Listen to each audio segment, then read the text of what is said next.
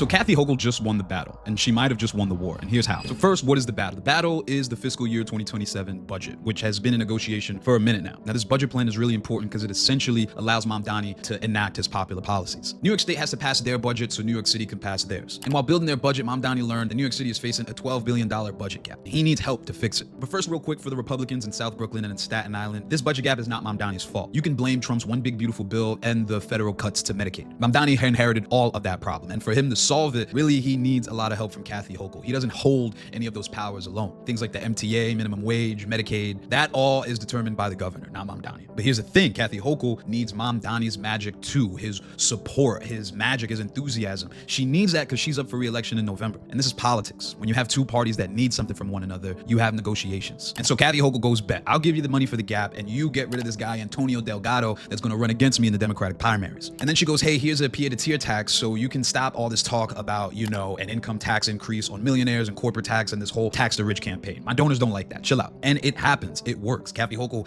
does get all these concessions and they're lopsided. See, a pied-à-terre tax doesn't bring in nearly as much revenue as your standard income tax does. And none of that policy funding that Mamdani is going to get to cover the budget gap, none of that is permanent. These are problems he's going to deal with the very next fiscal year. So congrats. I mean, Mamdani bought himself a year to build a proof of concept of what his policies could be like. Meanwhile, Governor Hochul seemingly coasts to re-election with no opponents, no worries, no problem. And the best part is she doesn't have to directly alienate her donors or her voters. She's sitting real sweet right now. She gets to say she taxed the rich without actually taxing the rich. But there's hope because we haven't even hit the Democratic primary. So a lot can still change. And by a lot, I mean Kathy Hochul's positions on a lot of things, especially if she's facing an opponent to the right of her. She has plenty of room to the left. Whether or not she does this depends on who is going to hold her accountable. And I think I know a way on how we could do so.